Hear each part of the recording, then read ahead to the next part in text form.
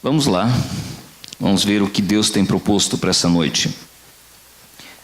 Eu ia pregar sobre equilíbrio, mas isso vai ficar para um outro momento. Por que equilíbrio? Porque nós, da igreja de hoje em dia, nós precisamos de equilíbrio na vida. E o que seria equilíbrio? É não pender nem para um lado nem para o outro, é seguir em frente. Não vou falar disso essa noite, mas eu quero deixar um gostinho só para vocês entenderem o que Deus tem ainda para falar. A Bíblia diz o seguinte, que nós não devemos ser demasiadamente espirituais. Por que destruirias a ti mesmo? Conhece essa palavra? Não seja demasiadamente espiritual. Por que destruirias a ti mesmo? Por que aconteceria? Seria que nem Enoque, né? Enoque andou com Deus e já não era, porque Deus o tomara para si. Enoque andou no limiar entre o espiritual e o físico, e Deus fez isso aqui com ele. Ele mais ou menos disse assim: olha, Enoque, tu não está mais nesse reino, tua dimensão é aqui juntinho de mim. E então ele pegou Enoque, a gente conhece lá de Gênesis, mas nós vamos começar em Gênesis também.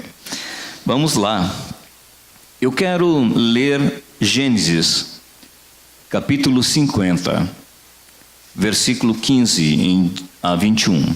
Abram as suas Bíblias e vamos ler Gênesis, capítulo 50, versículo 15 a 21.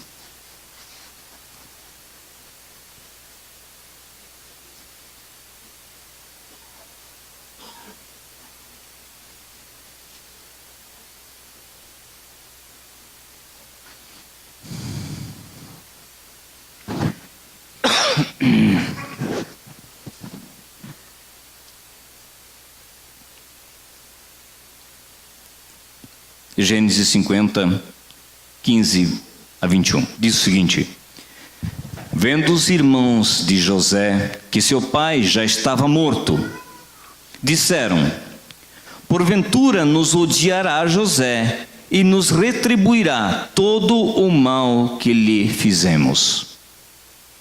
Portanto, mandaram dizer a José: teu pai ordenou antes da sua morte, assim direis a José: perdoa, rogo-te, a transgressão dos teus irmãos e o seu pecado, porque te fizeram mal. Agora, pois, rogamos-te que perdoes a transgressão dos servos do Deus de teu pai. E José chorou quando eles lhe falavam. Depois vieram também os seus irmãos, prostraram-se diante dele e disseram: somos teus servos. Respondeu-lhes José: não temais, acaso estou eu em lugar de Deus? Preste atenção aqui agora.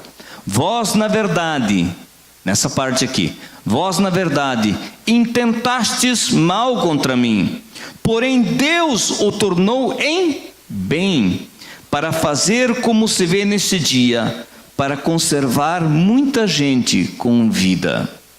Agora, pois, não temais, eu vos sustentarei, a vós e aos vossos filhos. Assim os consolou e lhes falou ao coração. Amém? Muito bem.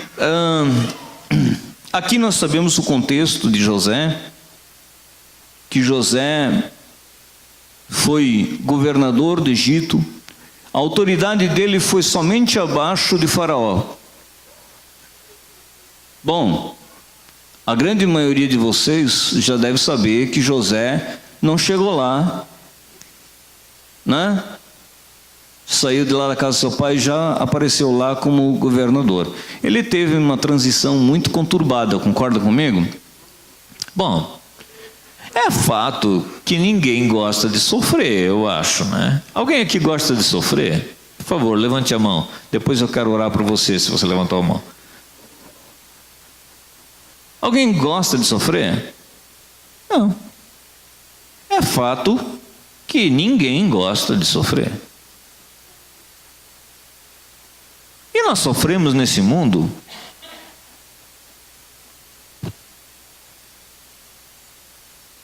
Nós sofremos nesse mundo? Jesus falou, no mundo tereis aflições. Mas ele também lhe acrescentou, mas tende bom ânimo, porque eu venci o mundo. Bom, eu quero que essa noite, é uma noite de ceia, vocês entendam o primeiro princípio. Jesus venceu. Jesus venceu. Venceu, está vencido, certo? Não tem mais o que falar. Venceu, obrigado. Venceu, está vencido. Foi vitorioso. Ele disse, está consumado, o preço foi pago. Ele venceu. Isso é um fato. Quando a gente se converte, a gente deixa de sofrer. Se tu pregares para alguém que o sofrimento acaba, ele vai constatar logo nos primeiros dias que isso não é uma verdade. Às vezes, pelo contrário, parece que o sofrimento aumenta.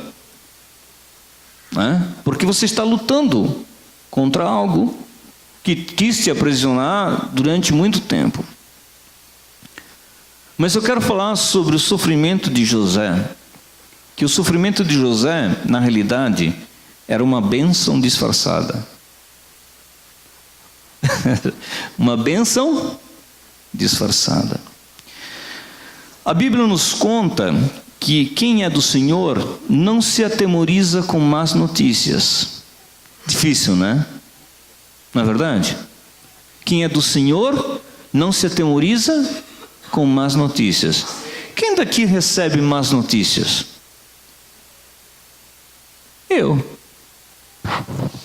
recebo umas notícias, mas a minha sogra sabe que a gente não dormiu, né? Que assim como eu recebo as más notícias, Deus me dá as boas notícias.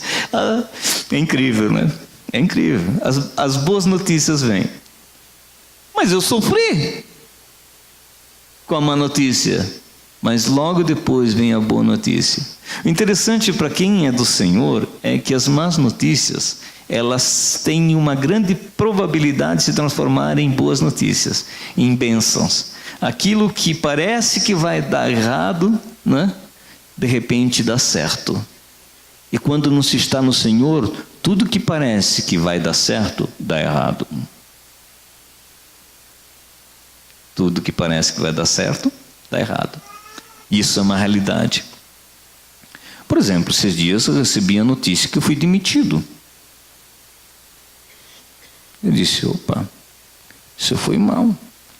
Mas de repente eu recebi uma boa notícia, em que eu ia ser transferido para um outro setor, da universidade em que eu dou aula, e ia ser restaurado a carga horária, né?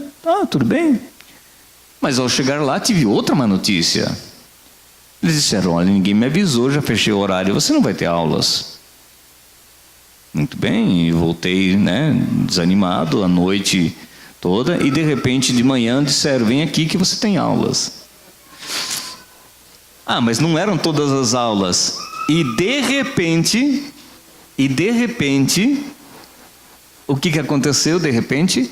De repente, aquelas aulas que faltavam, no mesmo dia me ligaram num colégio em Indaial, dizendo, olha, você tem aulas aqui para pegar à noite. Então, no final, acabei tendo praticamente o mesmo salário que o anterior. Bom, isso acontece com frequência na minha vida. É uma coisa comum assim.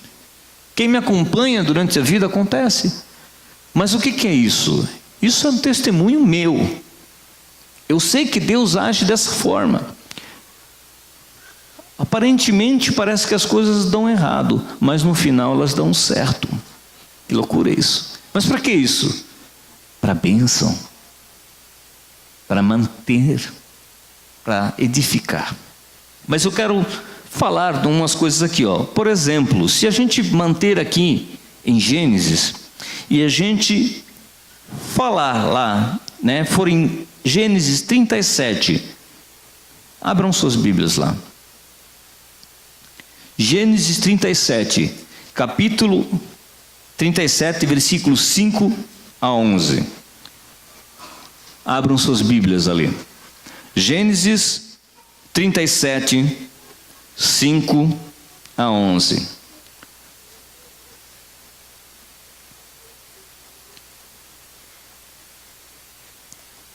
Vamos falar de José.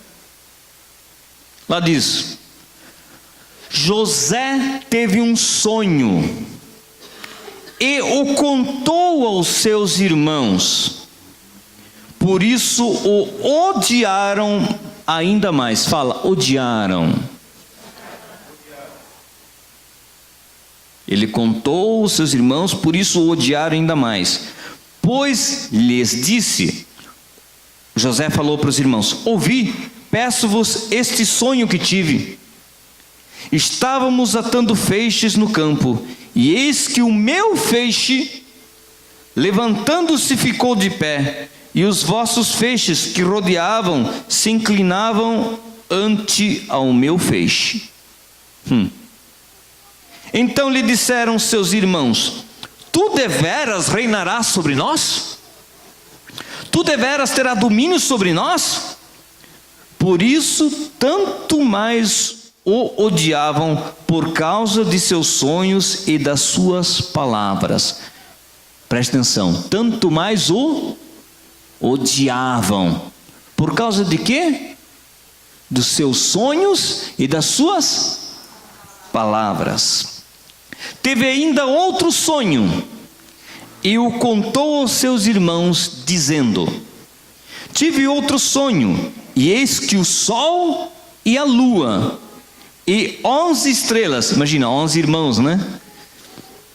Se inclinavam perante mim. Quando o contou ao seu pai e aos seus irmãos, repreendeu o seu pai. Seu pai não entendeu o que ele estava sonhando, né? Dizendo: que sonho é esse que tivesse? Que é isso que tu está sonhando, rapaz?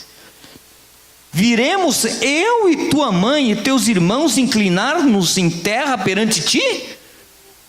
Seus irmãos, pois, o invejavam. Falem, invejavam. Odiavam e invejavam, né? Seu pai, porém, guardava este caso no coração.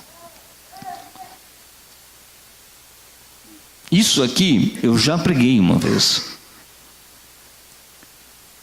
Mas parece que Deus insiste constantemente que eu fale a respeito disso.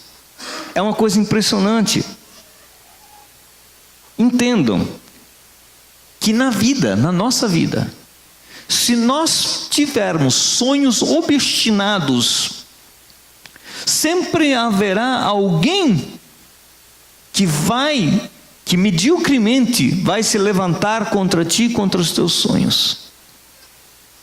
Sempre vão haver pessoas que vão se levantar contra os sonhos que você tem, que vão invejar e vão te odiar por causa dos teus sonhos. Parece incrível, não é verdade? Mas é a realidade. Ou ninguém nunca sofreu com algo assim? Que contou algo, um desejo do coração para alguém, e essa pessoa olha para você e diz: que isso? Tu? Tu, Tati, dentista? Para. Cuidar da casa. Tu, empresário? Tu, bem-sucedido? Tu, médico? Tu isso, tu aquilo, né? Ou cidadão que quer ser algo, tem um desejo no coração. Tu? Às vezes, é uma primeira lição que eu quero falar para vocês. E isso é muito importante, levo para a vida de vocês. Eu levo para a minha. não compartilhe os seus sonhos com alguém que tenha fé menor que a sua fé. Amém. Nunca faça isso, porque com certeza ele vai minar os seus sonhos. Com certeza ele vai dizer, não vai dar certo. Mas se uma pessoa de fé, você falar os seus sonhos, ele vai olhar para você, se isso for de Deus, o Senhor vai ser glorificado através da sua vida, pelo sonho que tivestes. Guarda isso no teu coração, porque se é o sonho de Deus, não haverá empecilhos, não haverá nada que vai poder barrar os sonhos de Deus na tua vida. Nada, nada. Ah, mas os sonhos de Deus, eles não vêm de forma fácil? Vamos ver se José veio de forma fácil? Ora, José teve esses sonhos ou não teve esses sonhos? Teve. Para quem ele contou esses sonhos? Para os irmãos. E quando ele contava esses sonhos, cada vez mais o odiavam. José era o queridinho do papai. O papai judeu, né? Papai fez uma túnica para José. Muito bonita. Porque era o queridinho do papai. E o queridinho do papai, um dia, o pai de José disse, filho, vai ver o que os teus irmãos estão aprontando. Vai ver onde é que está. E prontamente ele foi. E diz assim, ó. Diz assim, ó. Disse-lhe Israel, vai, vê se vão bem os teus irmãos, o rebanho, e traz-me notícias. Ou seja, era o dedo duro, né? Assim enviou no vale de Hebron José e foi a Siquém. E aí então, aqui mais adiante, eles viram de longe e antes que chegasse onde estavam, conspiraram contra ele para o matarem. O que eles fizeram? Conspiraram contra ele para o matarem. Viram o irmão de longe vindo e conspiraram para matar José. Olha só como é que estava o coração deles. Eles queriam matar José. Morte. Ódio. Ciúmes. Ódio. Inveja. Tomou o coração desses homens. Quando nós temos grandes sonhos, se prepare, você vai ser odiado.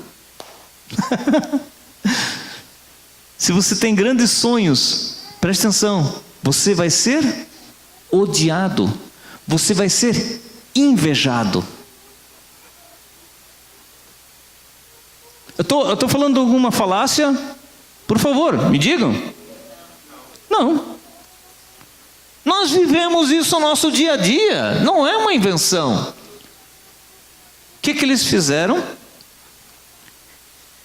Eles pegaram e disseram, não, nós não vamos matar. Nosso pai não ia, né? Vamos pegar a túnica dele, rasgar e vamos jogar ele no poço. Jogaram ele lá no poço, nu.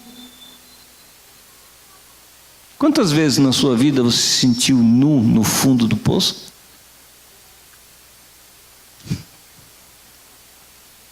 Quantas vezes você na sua vida se sentiu nu no fundo do poço? Eu já me senti nu no fundo do poço. Uma vez uma professora chegou para mim e disse assim, tu é um retardado, tu nunca vai ser nada na vida. Isso aconteceu comigo. Ela falou assim, tu é um retardado, tu nunca vai ser nada na vida. Uma professora, na frente da sala toda, isso na 5ª série, eu tinha 11 anos. Sabe o que eu fazia? Eu saí de um problema renal, quase morri. Eu era magro que dava dó, meu paletó listrado, só tinha uma listra. Eu fazia 8 quilômetros ida para Travessão dos Tiroleses, quem conhece, e 8 quilômetros de volta de bicicleta. Chegava em casa, cuidava da minha irmã, hoje ela não está aqui, né? Senão ela ia confirmar. Cuidava dela como se fosse um pai, tratava os animais. Bom, tu sabe, né? Conviveu comigo lá, né? Sabe como é que é? O Jerônimo sabe como é que era a nossa vida dura, né? E aí, claro, né? Eu chegava na sala de aula, eu desmaiava, né? Eu não conseguia. Chegava lá, eu, pum, né? Ficava lá. Você nunca vai ser nada na vida. E eu acreditava nisso. A criança acreditava nisso. Porque uma mentira dita várias vezes tem grande probabilidade de se tornar uma verdade. Cuida com o que você fala com o seu filho, tá? Cuida. Mas ela disse isso, mas Deus tinha outro propósito. Né? Eu me senti nu no fundo do poço. Você talvez tenha se sentido nu no fundo do poço na vida. José estava nu no fundo do poço, mas os sonhos de Deus estavam ainda com ele. Pensa assim, você sendo vendido por 20 moedas de prata para os ismaelitas e sendo levado para uma terra estranha. Onde é que está Deus nessa história? Onde é que está Deus nessa história? Quando você está sofrendo, não é verdade? Bom, aí quando ele chegou lá no Egito, as coisas melhoraram. Ele foi escravo na casa de Potifar. Escravo. Só que Potifar começou a ver que tudo que ele punha a mão prosperava. Se você é uma pessoa de Deus, você pode ser até um escravo, mas tudo prospera em tua mão. Esqueça. Porque os sonhos de Deus jamais vão morrer na tua vida. Como também não morreram na minha vida. Nunca vão morrer. Deus sonha muitas coisas sobre você. Acredite nisso. Deus tem muito bons sonhos sobre tua vida. Passe o que passe, sofra o que sofra. Coisas boas virão. A partir de hoje e sempre. Crê nisso? Né? Parece que é coisa ruim, mas se transforma em coisa boa. Bom, acabaram esses problemas? Não. A mulher de Potifar viu a formosura de José e disse, olha, você vai deitar comigo? Ele disse, não. E ela pegou e ele fugiu. Quando fugiu, ela pegou, tirou a túnica dele e começou a gritar. Ai, ele me abusou, ele me abusou. Ele me atacou, mas eu peguei a túnica dele. O que aconteceu? Cadeia. Cadeia. Alguém de vocês já foi acusado por uma coisa que não fez injustamente? Foi? Eu fui. Mas os sonhos de Deus na vida de José, mesmo ele tendo sido jogado no fundo do poço, nu, mesmo que ele tenha sido lançado na prisão por uma coisa que ele não fez, os sonhos de Deus não morreram no coração dele. Estavam ali. Mas sofreu. Mas sabe o que aconteceu quando ele estava na prisão? O indivíduo que cuidava viu que tinha algo especial nele. Ele disse, olha, a partir de agora tu vai cuidar daqui, tá? Vou te dar a chave, tu cuida. Tu alimenta os outros presos, tal, tu administra aqui. Mesmo na prisão, ele era bênção. Ele fazia diferença. Tu pode ser escravo, mas as coisas prosperam na tua mão. Tu pode ser preso, mas as coisas prosperam na tua mão, mesmo na prisão, mesmo na dificuldade. As pessoas que te cercam são abençoadas pela tua vida, porque tem Senhor na sua vida. Olha que louco isso, não é verdade? Não é uma loucura? Ele podia ter dito, mas ali então outra oportunidade surgiu. E eis que dois estavam perturbados. Ele disse assim, dois indivíduos, um copeiro do rei e um padeiro do rei. E o copeiro do rei disse: olha, eu tive um sonho, mas não sei interpretar. Conta o sonho. Não, estava eu pegando e tinham uvas, tal, 3 taças, né? E aquelas uvas formosas, né, tal. E eu peguei com minha mão, espremi o sumo da uva e dei ao rei. Aí o José falou: dentro de 3 dias você vai ser restituído no cargo. O padeiro todo animado: beleza, tinha um sonho parecido. E o seu sonho? O meu sonho era o seguinte: eu estava com manjares de padaria, né? Todas as coisas boas de padaria, de repente 3, né? Vieram os pássaros e começaram a comer desses manjares. Aí ele disse assim: dentro de 3 dias tu vai ser enforcado. E realmente, o indivíduo lá, o copeiro, foi posto no cargo dele. E logo então José foi restituído lá, foi tirado da cadeia e foi posto lá como vice-governador de Faraó?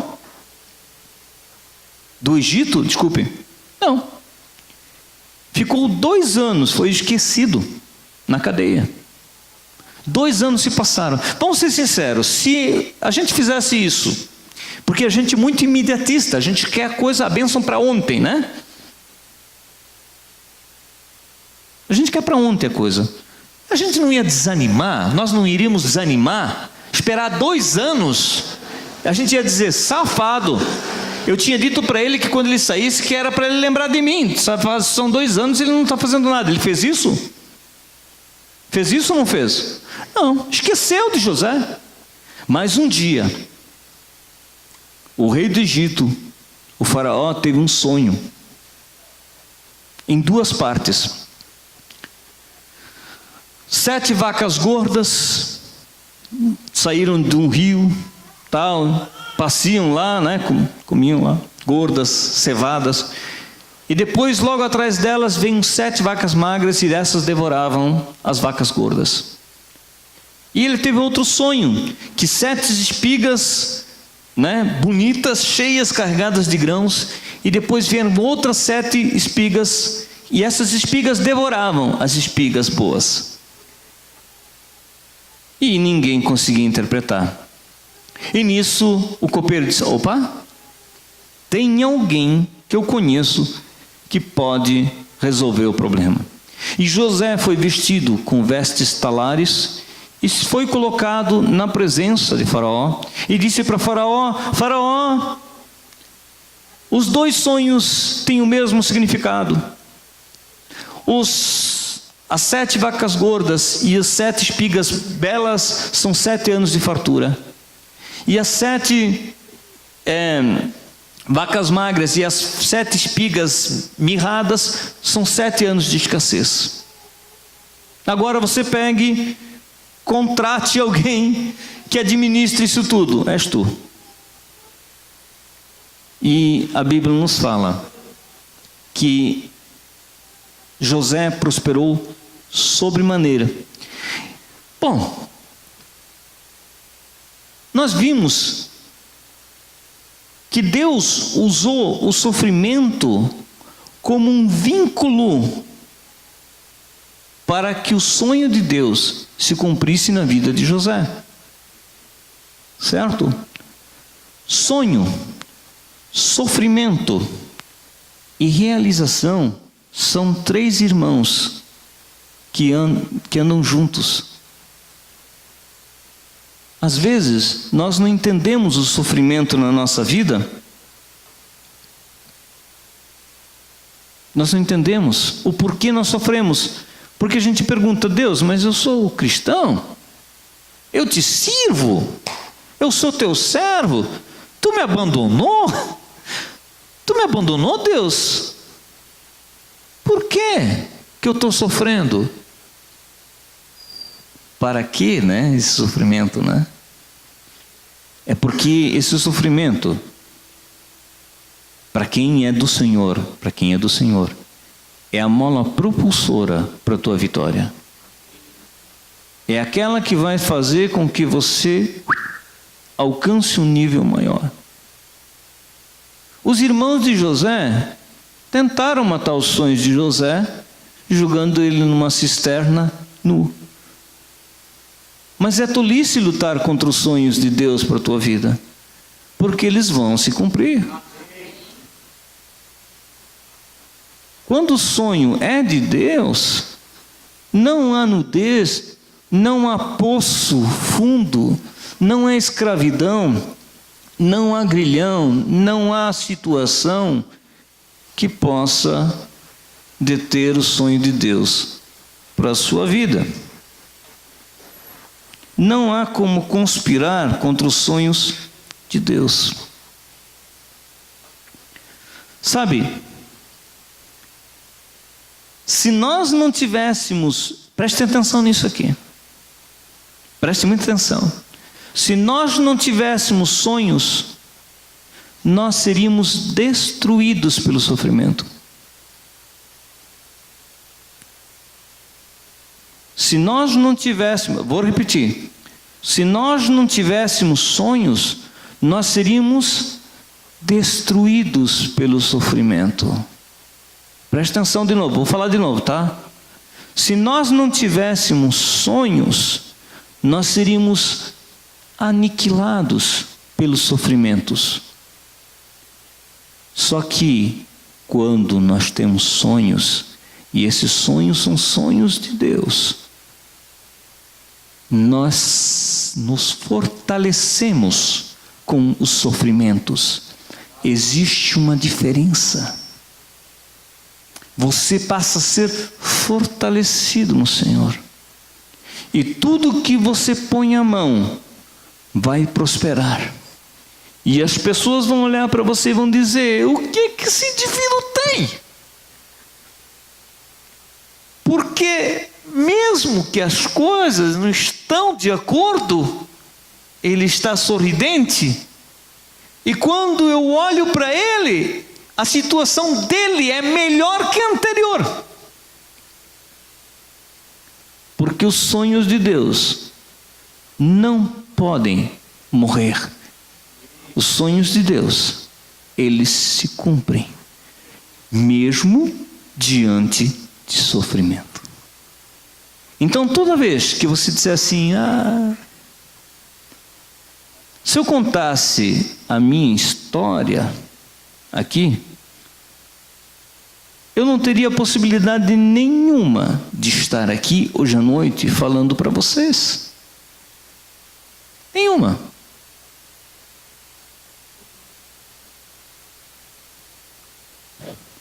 Mas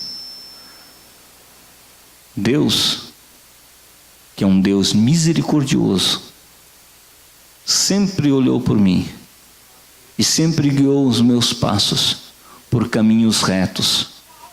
E mesmo com sofrimentos, mesmo com agruras, hoje eu sou o que sou, não pelo grau intelectual que eu tenho, não pelo meu esforço próprio, mas porque Deus é comigo.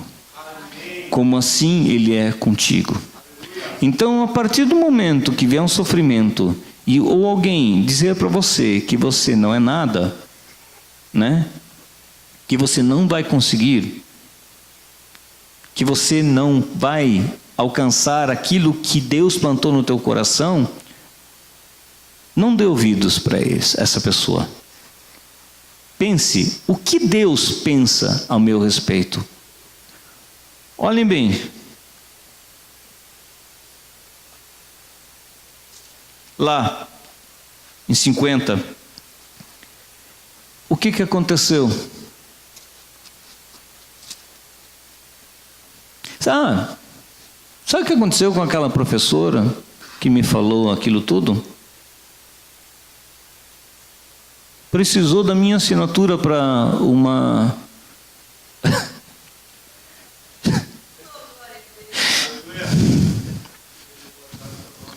Precisou da minha assinatura para liberar uma verba para a entidade que ela fazia parte, quando eu era conselheiro tutelar.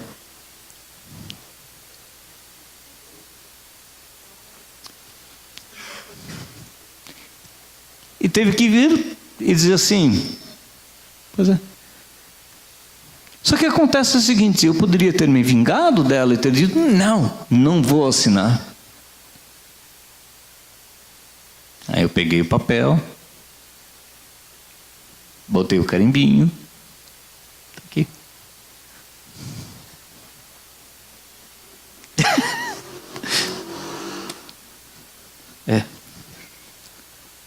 Deus faz coisas loucas. Olha só. Eles tinham medo que José ia se vingar. E ainda mentiram. Chegaram lá e falaram assim, olha, papai mandou dizer que não é para você fazer mal para a gente, tá? Devido a tanta coisa errada que a gente fez para você, né? Mas não foram eles, foram mensageiros que foram mandados, tá? Eles vieram depois. O que José fez? Chorou. Pensa quanta mágoa, pensa quanto sofrimento, quanta coisa veio à mente desse homem naquele momento, que vieram eles ainda. Ele sabia que era mentira, né? Que, pai, quando morreu no leito de morte, disse que não é para você fazer mal para a gente. Agora entenda o propósito de você ser uma bênção, de você fazer a diferença, dos sonhos de Deus se realizarem. Assim direis a José, perdoa, rogo-te a transgressão dos teus irmãos, né? Foram falar assim. Depois vieram também os seus irmãos, prostraram-se ante dele e disseram, somos teus servos. Se cumpriu o sonho? Sim. Se prostraram perante ele, né? Quando os mensageiros vieram, assim, e José chorou enquanto eles falavam. Ali José foi curado. Deus faz coisas estranhas, não é verdade? Eu seria mentiroso se, quando aquela senhora saiu de dentro da sala, eu não tenha chorado, né? Chorei muito, muito. Mas ao mesmo tempo que eu chorava, eu falava assim, Deus, que coisa louca. Que coisa louca. Então, olha só. Respondeu José, não temais?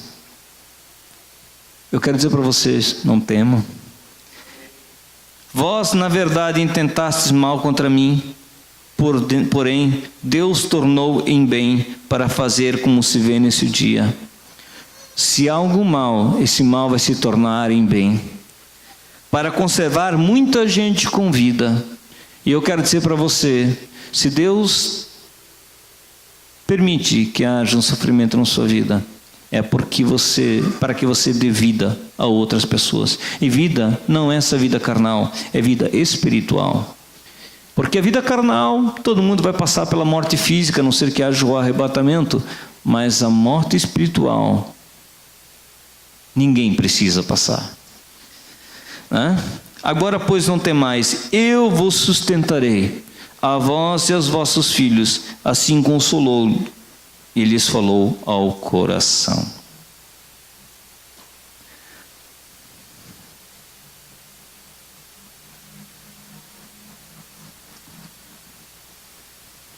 Seja uma bênção. Acredite nos sonhos que Deus colocou no teu coração. Os sonhos de Deus na tua vida não podem morrer, porque são de Deus.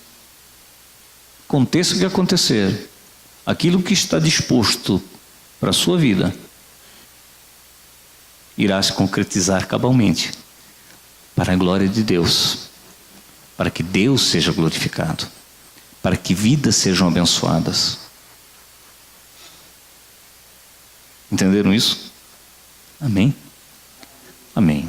Vamos nos pôr de pé. Essa palavra que Deus colocou no meu coração para a vida de vocês. Às vezes pode passar um lance na nossa cabeça, né? Mostrando situações que nós vivemos. Mas agora vamos fazer um breve replay, né? é que você está hoje? Se comparado a muitos sofrimentos que você tem passado, né? Ou talvez você está sofrendo nesse momento.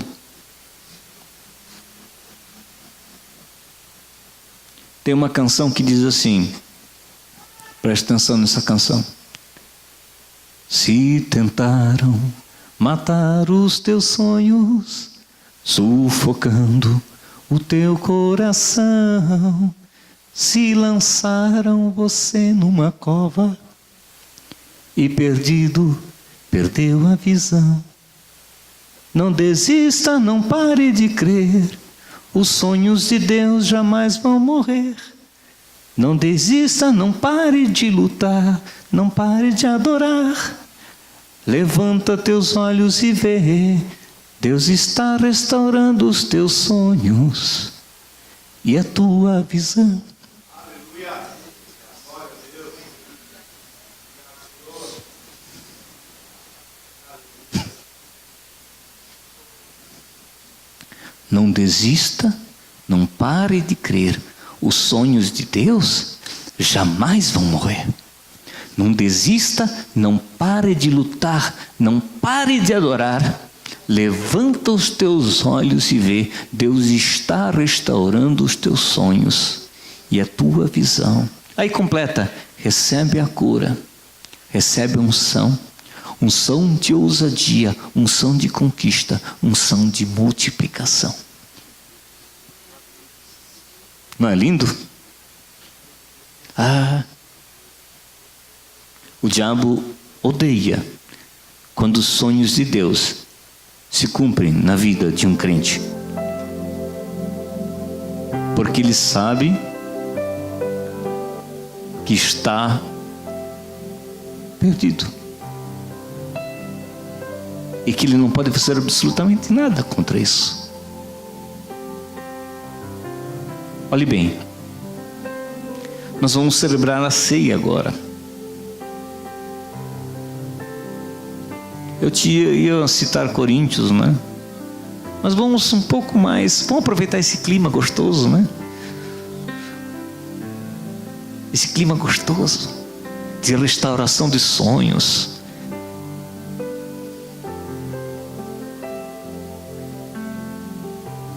Eu quero falar uma coisa para você. Você se acha feia, porque as pessoas dizem que você é feia. E muitas vezes as pessoas falaram que você é feia. Mas, se você soubesse como Deus te vê quando Ele olha para ti,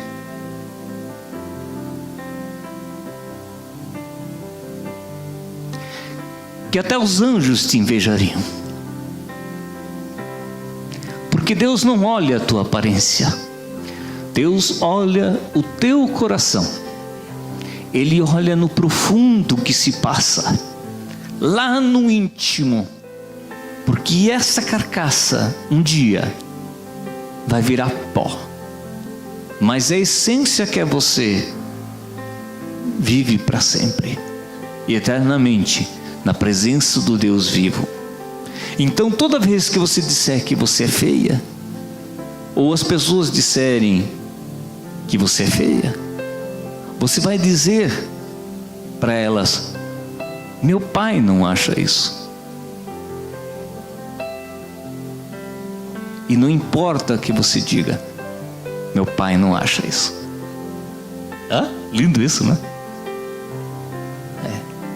Isso é poético e profético, diz um amigo meu, né? O que é o pão aqui representado? É o corpo de Cristo. Para ele virar pão, ele foi moído. O grão foi moído. Foi misturado fermento, foi misturado água, virou uma massa. Jesus foi moído pelas nossas transgressões, mas virou um grande corpo. Olhe para o lado, veja o corpo. virou um grande corpo. O grão tinha que ser moído para virar esse grande corpo aqui, ó. Senão não vira.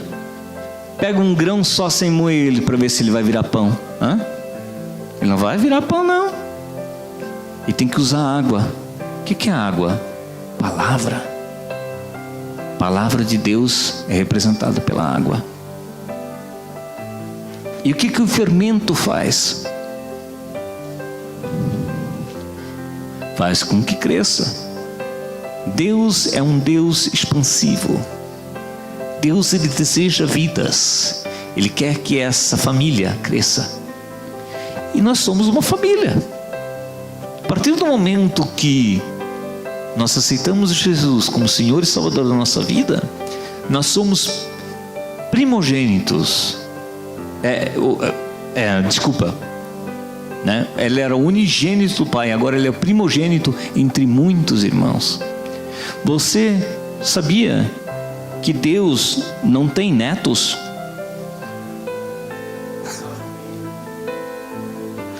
Deus não tem netos. Deus, ele tem filhos. Já pensou nisso? Deus não é vovô, não. Deus não tem netos. Deus, ele tem filhos. Filhos. Uma pessoa se torna filho. E a uva, o significado dela, a vide, é sangue. A Bíblia fala: a vida da carne está no sangue. O sangue da nova e eterna aliança, derramada em favor de muitos. Não é todos, tá? A Bíblia diz muitos. Pode ir lá ler. Pode ler. Derramada em favor de muitos para a remissão dos pecados. Então Jesus derramou seu sangue. Jesus derramou sua vida. Mas qual é o progresso disso tudo? Primeiro é a unidade que nós temos uns com os outros. E depois é a vida de Jesus em nossa vida. O sangue de Jesus sobre nós. Na nossa vida, essa essência, isso quer dizer a ceia. Nós vamos ministrar a ceia, e quando você tomar do pão, lembre que esse pão representa que Jesus levou todas as enfermidades na cruz do Calvário, e por isso você é curado. Então representa a cura. E se você está com a vida insonsa, sem graça, toma o vinho. Quando eu tomo vinho, eu fico um pouco alegre. Quem dirá o vinho, que é o sangue de Jesus na nossa vida? Quanta alegria vai ser derramada sobre você. Glória a Deus. Vida, alegria, festa. Agora é festa. Festa. Está consumado. Está pago. Derramou o sangue carmesim, o sangue purificador, sobre a minha e sobre a sua vida, para que a gente tivesse a alegria de viver. Quem pode tomar a ceia? A Bíblia nos afirma em 1 Coríntios 11, que diz assim: julgue-se o homem a si mesmo. Se você tem no seu coração que você odeia o pecado, e você não quer mais pecar, mas quer viver uma vida santa e justa, você é digno de receber a ceia. Analise-se o homem a si mesmo, e assim beba do cálice como do pão. Amém?